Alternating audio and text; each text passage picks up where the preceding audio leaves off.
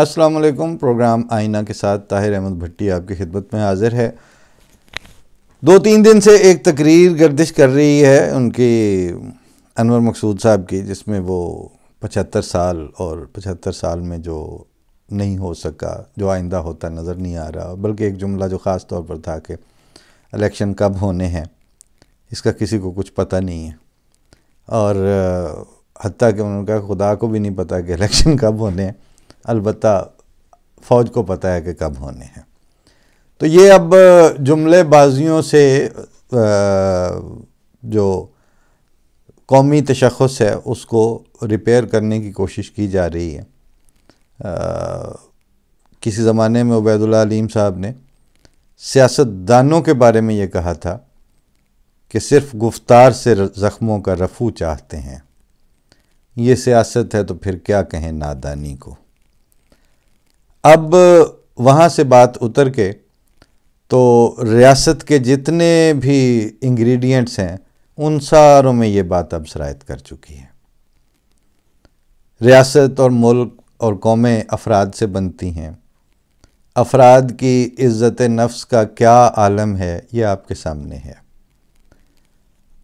اور ان افراد کی ذہنیت کو، ان کی ذہن سازی کو کس بھونڈے طریقے سے کیا گیا ہے یہ بھی آپ کے سامنے ہے۔ جب کہتے ہیں کہ اب ہر آدمی کے ہاتھ میں انفارمیشن ٹول جو ہیں وہ ہر وقت موجود ہیں، تو اس انفارمیشن کے نتیجے میں کس طرح کا جھوٹ عام کیا گیا ہے کہ اب کسی کو کسی کی بات پر بھی کوئی یقین نہیں ہے۔ کہیں سے کچھ بھی اپلوڈ کر دیا جائے اور کچھ بھی کسی کا وہ تھمب نیل بنا کے آپ پیش کر دیں تو وہ 10 طرح سے اس کو کویسچنیبل سمجھا جاتا ہے، اور یقین کرنا محال ہے۔ مرضی تو ہے، آپ چاہے جس چیز کو جو کہہ لیں کہ تم کوئی اچھا سا رکھ لو اپنے ویرانے کا نام، لیکن اس ویرانے کو اس چوراہے میں پھوٹی ہنڈیا کے اب بڑے اچھے مستند نام رکھنے کی کوشش کی جا رہی ہے، اور 75 سالوں کا حوالہ بڑے شوق سے دیا جا رہا ہے، سب دے رہے ہیں۔ جب نوجوانوں کو کہتے ہیں کہ جی میرے سامنے یوتھ بیٹھی ہے، ان پہ مجھے امیدیں ہیں، وہ یوتھ جس کا پرلے درجے کی غیر ذمہ داری کے ساتھ آپ نے ذہن اب نفرت کے اوپر ٹیون کر دیا ہے، جس کو اوریجنل سچ اور تحقیق کا ذائقہ ہی نہیں چکھنے دیا گیا، جس یوتھ کو انتہائی مایوسی سبز باغ بنا بنا کے دکھائی گئی ہے، جس یوتھ کے سامنے کبھی بھی بند گلی کے علاوہ کوئی کھلے مناظر پیش نہیں ہونے دیے گئے، اور جس یوتھ کو ظلم در ظلم اپرچونٹیز کے طور پر دکھایا گیا اور سکھایا گیا ہے، اس یوتھ نے اب کون سا مستقبل سنوارنا ہے۔ لیکن مسئلہ وہی ہے کہ جس سطح پہ آپ موجود ہیں، جس ماحول میں آپ صد پچھ میں ہیں، آپ کی بات سنی جا رہی ہے، آپ ظاہر ہے اس آڈینس کا پلیٹ فارم اور اس آڈینس کی جو گڈ ول ہے وہ اپنے ہاتھ سے کیسے جانے دیں گے؟ نتیجتاً کچھ نہ کچھ کہہ کے تو وقت دھکیلا جا رہا ہے۔ وہ سچ جو ہے، جو چمٹی سے پکڑ پکڑ کے یہ بتائے کہ یہاں پہ بھی گند کیا تھا، یہاں پر بھی ظلم کیا ہے، یہ بھی زیادتی ہوئی ہے، وہ تو آپ نہیں کر رہے، اور انڈر دا کارپیٹ چیزیں دھکیل کے تو لیپا پوتی سے کام چلا رہے ہیں۔ تو کوئی اور مثال بھی دیجئے کہ فلاں قوم جو تھی اس نے کاسمیٹک صفائیوں سے قومی تشخص اجاگر کیا تھا۔ کوئی اور مثال بھی دیجئے کہ جہاں تاریخ کے ساتھ اتنے بدترین کھلواڑ کیے گئے اور اس کے باوجود اس قوم نے، اس ملک نے اپنا فیوچر ڈیزائن کر لیا تھا۔ کوئی اور ملک یا قوم بتائیے جس نے جھوٹ کے ساتھ اتنی گہری وفا کی ہو اور بددیانتی کے ساتھ اتنے ہیپیلی میرڈ ہوں، اور اس کے بعد اگلی ان کی جو صبح ہے وہ خوشحالی اور ترقی اور قوموں میں سر فخر سے بلند کرنے کے انداز میں طلوع ہوئی ہو۔ کہیں ایسا واقعہ نہیں ہوا، آپ کے ساتھ کیوں ہوگا؟ دوسری بات، چوتھے امام جماعت احمدیہ مرزا طاہر احمد صاحب نے بھٹو سے پرسنلی یہ کہا تھا کہ یہ جو تم امینڈمنٹ کرنے لگے ہو، اس سے ہمیں اتنا نقصان نہیں پہنچے گا جتنا آپ کو پہنچے گا۔ اور وہ نقصان انہوں نے باقاعدہ یہ بتایا تھا کہ تم نے پاکستان کے آئین میں وہ سوراخ کیا ہے یہ اس امینڈمنٹ کے ذریعے، جس سوراخ سے مولوی داخل ہوگا کاروبار مملکت میں، اور پھر وہ اپنی جگہ پر رکے گا نہیں، اور پھر یہ سوراخ بڑھتا چلا جائے گا۔ اور وہ دیکھ لیں اب کیا ہوا ہے کہ آپ کا آئین جس کی ابتدا آپ نے اس کھلواڑ کے ذریعے کی تھی، اب اس آئین کے روزانہ ٹکڑے ہوتے ہیں، اب اس آئین کی روزانہ کی بنیاد پر پائمالی ہوتی ہے۔ اور آج ہم نے ایک تصویر میں دیکھا کہ بلاول بھٹو جو ہیں زرداری،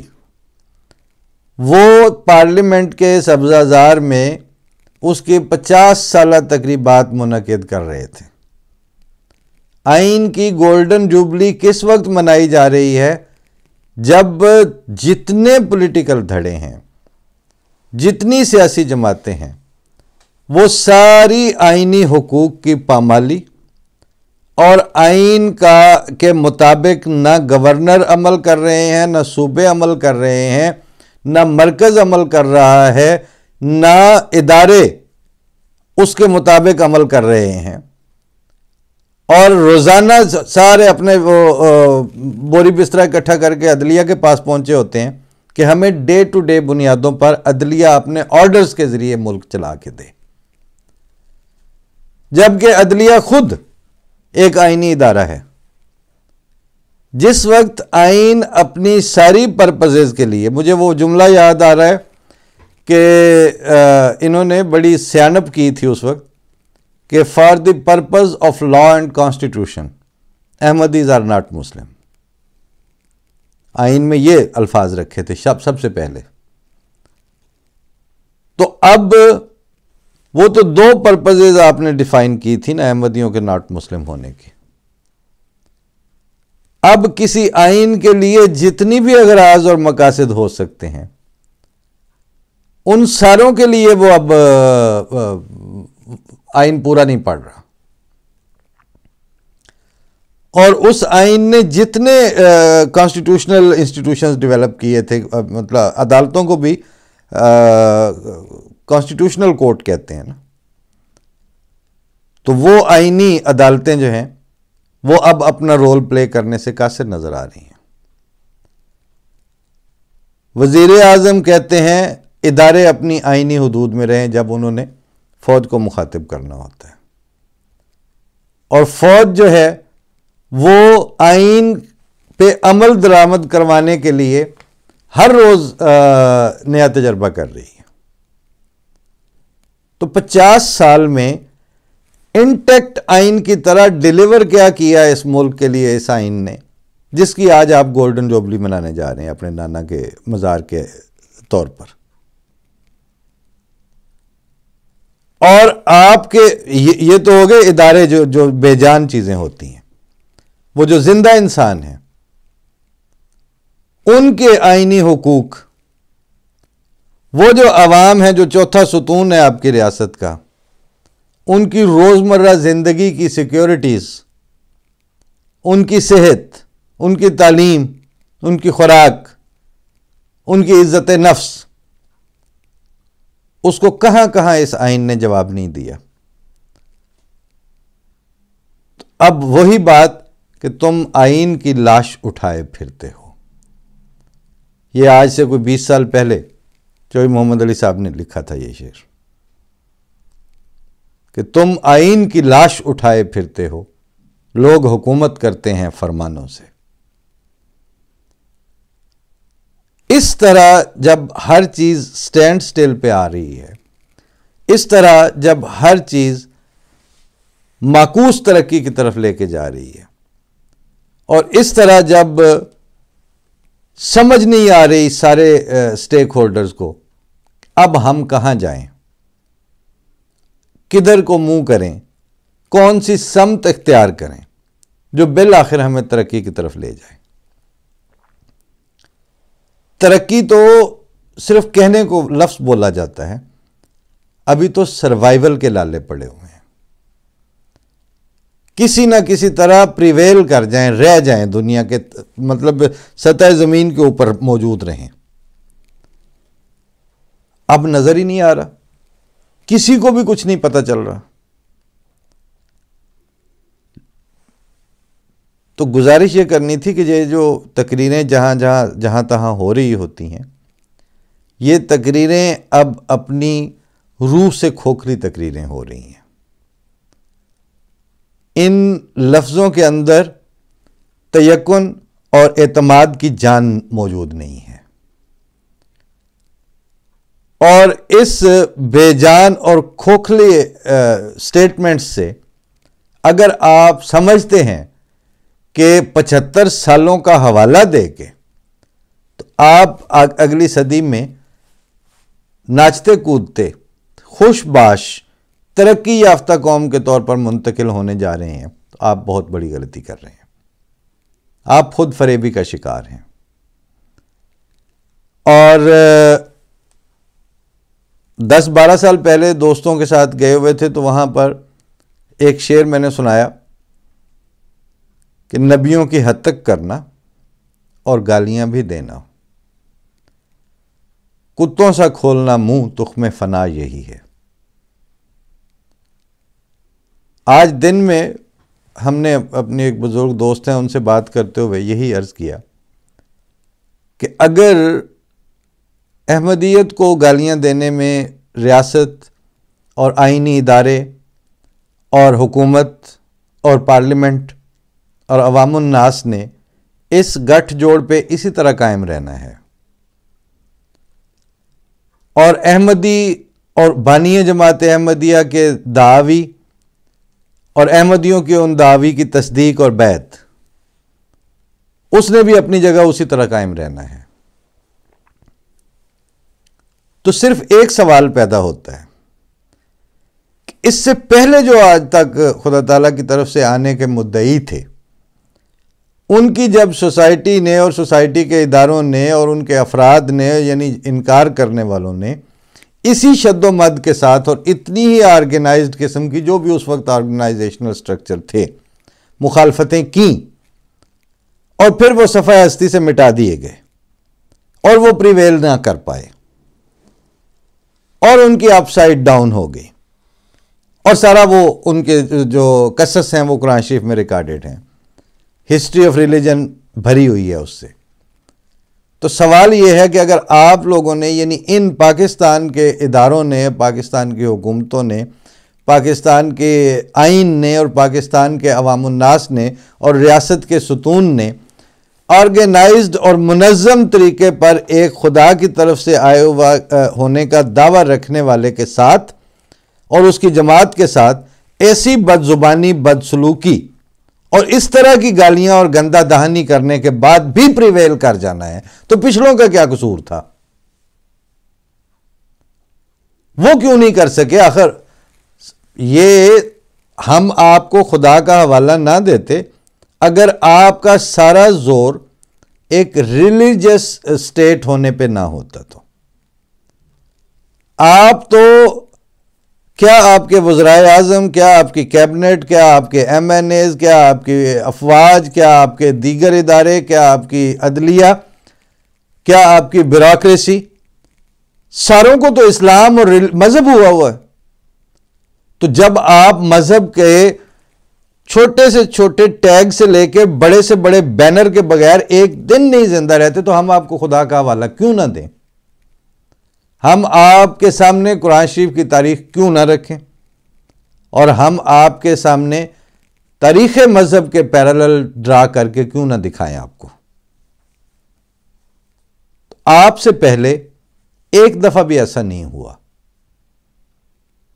کہ جنہوں نے خدا تعالیٰ کی طرف سے آنے کا دعویٰ کیا